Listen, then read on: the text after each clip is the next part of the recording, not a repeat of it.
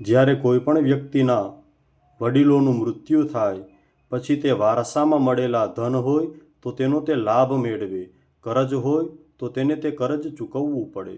પરંતુ એની સાથે સાથે જો આપણે એને ધર્મનું જ્ઞાન આપશું, ધાર્મિક પુસ્તકો વાંચવાની ટેવ પડાવશું, આપણા રીતિરિવાજો શીખવાડશું તો અવશ્ય તે સામાજિક કાર્યોમાં પણ પારંગત થશે.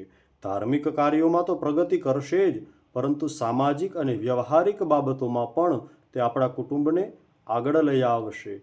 માટે વારસામાં માત્ર ધન નહીં, ધન તો આપશું જ, પરંતુ માત્ર ધન નહીં, બધું જ આપશું. સામાજિક જ્ઞાન, વ્યાવહારિક જ્ઞાન, સારા પુસ્તકો વાંચવાની ટેવ અને બધાની સાથે મીઠો વ્યવહાર કરવો, પ્રેમપૂર્વક વર્તન કરવું એ ખાસ આપશું. કારણ કે અત્યારે જીવનમાં મીઠાશ હોવી બહુ જરૂરી છે. આ વસ્તુ હવે અમૂલ્ય બની ગઈ છે. કારણ કે જે બહુ ઓછી હોય ને એની કિંમત વધતી જાય, મીઠાશ હવે ઓછી થતી જાય છે.